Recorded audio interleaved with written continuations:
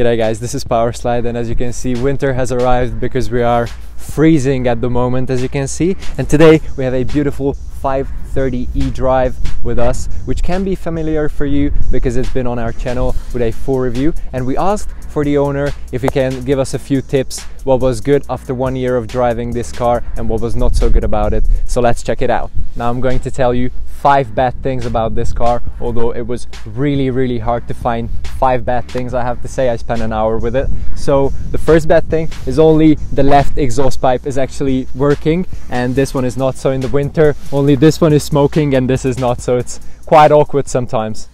Now when you press the start button, the steering wheel comes into place, but once it didn't come into place and I had to drive like this all the time, which was a lag obviously, but yeah, it wasn't nice. The solution was that I had to lock the car for like 20 minutes, leave it there, just chill down for a little, and yeah, and then I fired it back on and it was okay. Now this car has a 2-liter petrol engine, which sounds great, and sometimes you want to hear it by revving it. Now you fire up the car, and I put it into sport mode and put it into battery control, where the engine should be fired up. As you can see, my leg, I'm trying to rev it and I couldn't rev the car in no modes. I tried every mode, no chance to rev this car when it's in P or in neutral.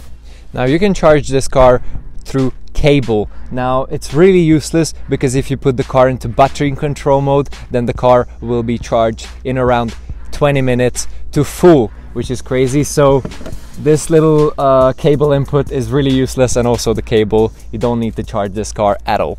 Now this car doesn't have a ref counter, so it only shows how much power of the battery goes in to the powertrain at the moment. I would love to see how much revs do I have from the petrol engine actually, so it's only for the electric motors, which is a shame.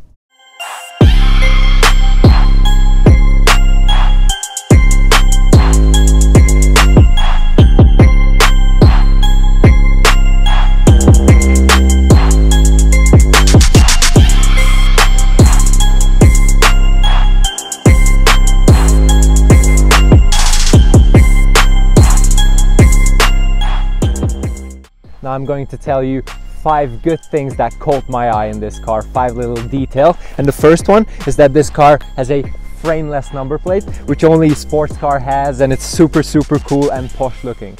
Another little detail which I love is the center cap in the wheel, and it has a little blue stripe in it which represents the eDriveness in the car, if you can call it eDriveness, so electric basically. So there's another little detail on the car. So I do this with my leg, but it's not working that much sometimes if it wants to, so that's why I do this.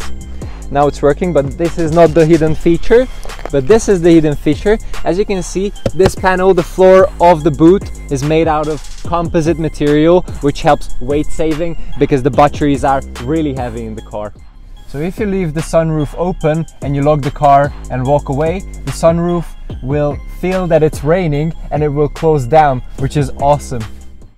Now this is a plug-in hybrid, and it should be boring. It should be about environmental friendliness and stuff like this, boring stuff, but actually it's quite exciting. So I put the car into sport and I push this button, and we have sport dials, horsepowers and torques and everything, and it's awesome, I have to say.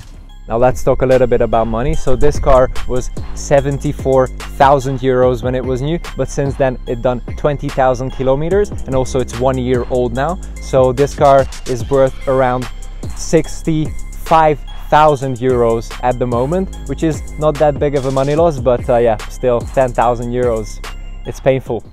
Alright guys, so we're gonna park the car, or the car will park itself basically. So we push the P button here and put it into D, and we press the indicator button, and we are rolling gently, and here it will find us a parking slot. Yes. Here we go, and we have to only press this one and the car parks itself. As you can see, I'm off the wheel, I just have to hold and press this button, and yes, it's parking into the place. No hands.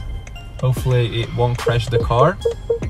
There's a bench behind us, but Yeah. Alright, so let's go forward, bro. Yes, alright. Doing it well so far. I could do it like 10 times faster, but doing it alright, so I guess it's new technology. It's such a shit feeling, I have to say, and I'm not doing anything with the pedals, just to be clear. So it's braking and everything, and it will put it into P for us. As you can see, the maneuver is done, parking is done.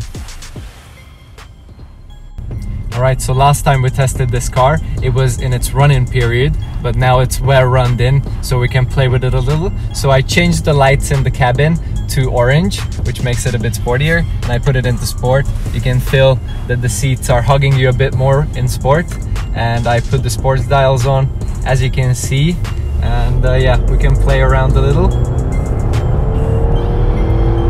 And the sound is good as well, as you can see.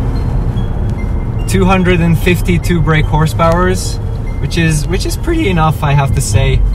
So yeah, if you slow down a little bit more and just give it a little push. Yeah, as you can see, pulls really well. And that's due to the electric motors. So yeah, great car.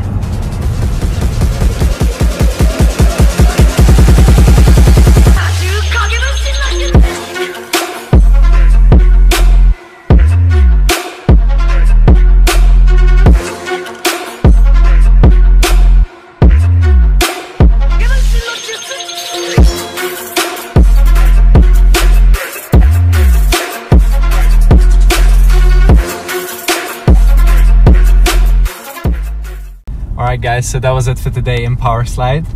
Awesome car, I loved it. I think the best car I've ever driven in my life, although I drove a few good cars, the Lambo, the M4, but this is just so compact and so good to drive. So yeah, thanks so much for watching. Make sure you subscribe, hit the notification bell, and subscribe to our channel. Cheers!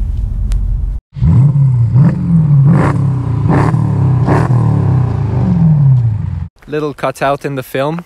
Mauro just stepped into a dog shit, as you can see. Here's the dog shit. And show me your shoe. Yes, there it is.